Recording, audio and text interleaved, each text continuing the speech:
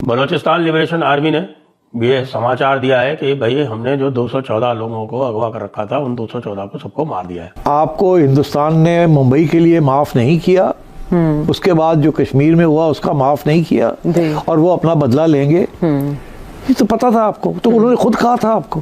भारत के मीडिया में बिल्कुल एक लिहाज से खुशी का समा था कि ये हो रहा है, और मैं अभी भी बार बार यही कहता हूँ कि मुझे कतन कोई शक नहीं है इसमें कि BLA हो, BRA हो, डॉक्टर महारंग बलोच, ये सारे जो ओवरनाइट सेलिब्रिटीज दुनिया में बन गए हैं और इनके इंटरव्यूज आ रहे हैं। क्या हो रहा है मुल्क के अंदर, हम लाशें उठा उठा के थक गए हैं, लेकिन अभी भी जो है वो चीजें कंट्रोल में नहीं आ रही है। सिर्फ पंजाबियों को टारगेट करना है और पंजाबियों को मारना है। खामोश दहशतगर्दियां इस मुल्क का मुकद्दर बनी हुई है, उसका ध्यान नहीं।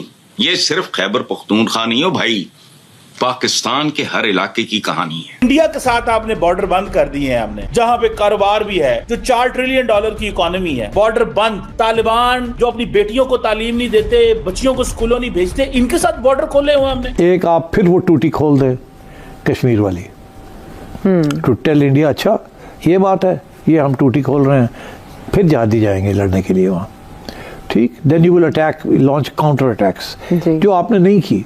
आपने रोकी हुई है सारी, वो आपने डिसबैंड कर दिए हैं यहाँ जिहादी ग्रुप्स को।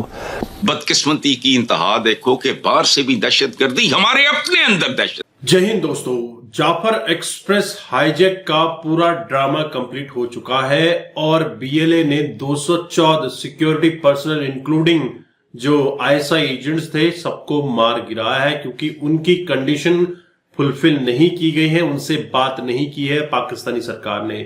DG ISPR ने तो क्लियर कर दिया था कि हमारा ऑपरेशन 2 दिन पहले ही कंप्लीट हो चुका है, लेकिन ये 214 लाशें आई कहां से, आप इस वीडियो में देखिए। आपको हिंदुस्तान ने मुंबई के लिए माफ नहीं किया, उसके बाद जो कश्मीर में हुआ उसका माफ नहीं किया और वो अपना बदला लेंगे। ये तो पता था आपको, तो उन्होंने खुद कहा था आपको, तो व्हाट डिड यू डू?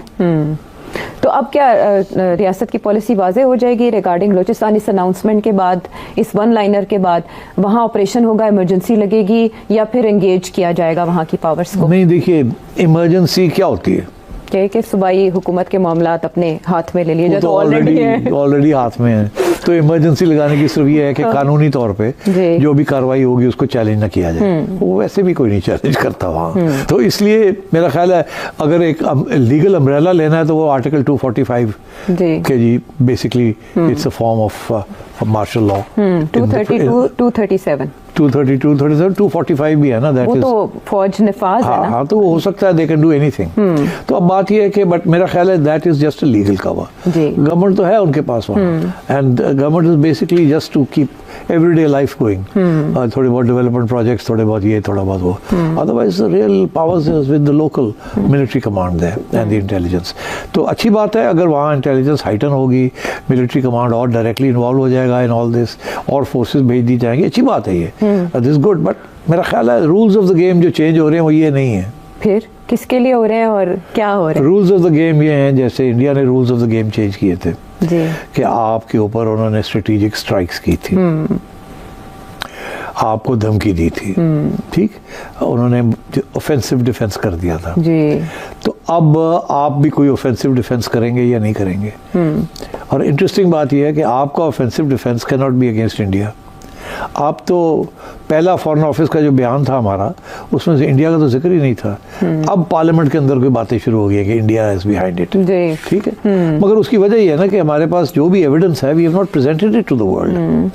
हमने कोई serious attempt to present any links between the BLA और BLF on the one side and the Indian establishment और the national security establishment on the other side नहीं है। अगर लोग यहाँ से राजस्थान में जाके ट्रेन हो रहे हैं तो क्या एविडेंस है आपके पास? कोई सैटेलाइट एविडेंस है आपके पास, या कोई और एविडेंस है आपके पास कि बलोच लोग जो इंडिया जाके ट्रेन हो रहे हैं, या इंडियन इंस्ट्रक्टर्स आके उनको बलूचिस्तान के अंदर जो कैंप्स हैं अफगानिस्तान में वहाँ कर रहे हैं?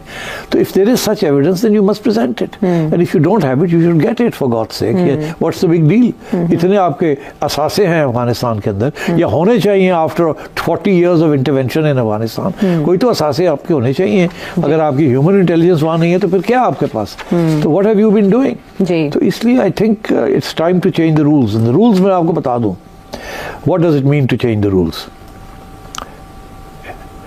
It means taking the war to Afghanistan. Not against the Taliban, but against those who are waging war against Pakistan.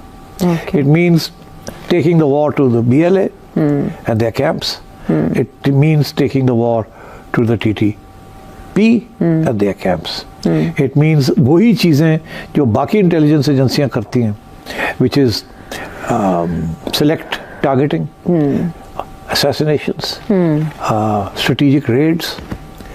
This is changing the rules. This is what India did. ये जो Balochistan offensive है India का, this is strategic. Right. So what are you going to do? आपके कौन से strategic options हैं? आपके पास 2-3 strategic options हैं. एक, आप फिर वो टूटी खोल दें कश्मीर वाली, टू टेल इंडिया अच्छा ये बात है, ये हम टूटी खोल रहे हैं, फिर जहादी जाएंगे लड़ने के लिए वहाँ, ठीक. Then you will attack, launch counter attacks, जो आपने नहीं की. आपने रोकी हुई है सारी, वो आपने डिसबैंड कर दिए हैं यहाँ जिहादी ग्रुप्स को. आपके बहुत से जिहादी लोग इंडिया ने यहाँ असैसिनेट कर दिए हैं. But can you revive the जिहाद अगेंस्ट इंडिया इन कश्मीर, और उसके क्या कॉन्सिक्वेंसेज होंगे? ये ट्रेनों की हाईजैकिंग या तो कुछ फिल्मों में हमने देखी है. 1923 में चाइना में, फिर 75, फिर 77 में नेदरलैंड में, 2009 में इंडिया में झारखंड के मकाम पे ट्रेन हाईजैक हुई. इंडिया में ही बिहार के मकाम पे भी 2013 में इस तरह. लेकिन ये बहुत कम है. जहाजों को अगवा करना समझ में आता है, लेकिन ये, but let me go back to your question कि ये जो सिखों की आलमी तंजीम के जो रहनुमा हैं, उन्होंने जो बात की है ये बिल्कुल बई दस कयास नहीं है. उसकी वजह है कि हम जिस फेज से गुजर रहे हैं वो किसी को भी शय देने के लिए काफी है. हमारे दरमियान तकसीम दर तकसीम है. मैंने पहले भी आप ही के प्रोग्राम में ये बात अर्ज की थी. हम एक पेज पे, ओ भाई एक पेज पे अवाम हो, फिर आपका नाम नेहाद जो ये सियासतदानों के माफियाज हैं ये हो, बहुत कुछ आपकी इंतजामिया हो, आपके इदारे सारे के सारे, और उसमें सुप्रीम कौन हो, वो अवाम हो, फिर सेम पेज है. वरना एवी आप जितने भी ये फैक्टर्स हैं, जितने भी हैं इन्वॉल्व, इनमें से 2 का सेम पेज पे होना, इट्स नॉट इनफ. दोस्तों, आपने ये वीडियो देखी और आपको आइडिया लग गया होगा कि पाकिस्तानी सरकार किस तरह से झूठ पर झूठ बोल रही थी. दरअसल जो 500 लोगों की ट्रेन थी, उसमें से जो BLA थे, इसने बच्चे, बूढ़े, बलोच, महिलाओं को छोड़ दिया था. तो वहां से लगभग 214 लोग उनके कब्जे में थे. तब DGISPR पाकिस्तान ने क्लियर किया था कि जो ट्रेन हाईजैक ऑपरेशन है वो कंप्लीट हो चुका है, हमने 33 BLA लोगों को मार दिया है. तो कहीं ना कहीं पाकिस्तानी मीडिया में ये चीज चलाई गई, बट BLA की तरफ से जब प्रूफ पेश किए गए, इससे साफ जाहिर है कि पाकिस्तानी मीडिया या DGISPR झूठ बोल रहा था. 214 लोग कहां से आए? ये Pakistani security personal, spy agencies के लोग थे. अब इसका सारा इल्जाम भारत की स्पाई एजेंसी रॉ पे लगा रहे हैं. और वहीं मेन स्ट्रीम मीडिया में बैठकर एक जाना माना पत्रकार ये भी कह रहा है कि भारत ने मुंबई अटैक का बदला लिया, भारत ने श्रीनगर में जो कांड हुए उसका बदला लिया, और अब पाकिस्तान को काउंटर टेररिज्म के तहत अपने जिहादियों को छोड़ देना चाहिए श्रीनगर में. तो जम्मू एंड कश्मीर की हालत को अब ये डिस्टेबलाइज करने की कोशिश करेंगे, और इसके तहत कहीं ना कहीं जो इनके यहाँ आतंकी छुपे हुए हैं उनको भारत में घुसाने की कोशिश करेंगे.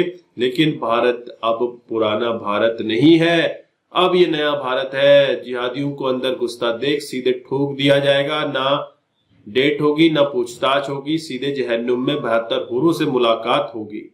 आप क्या समझते हैं, आपके क्या विचार है? क्या पाकिस्तान ने आने वाले समय के लिए अपने लिए गड्ढा खोद दिया है? जरूर कमेंट करें. चैनल पर नए हैं, चैनल को भी सब्सक्राइब करें. हम आपको मिलते हैं अगले वीडियो में. तब तक अपना ध्यान रखें. जय हिंद, जय भारत, जय श्री राम.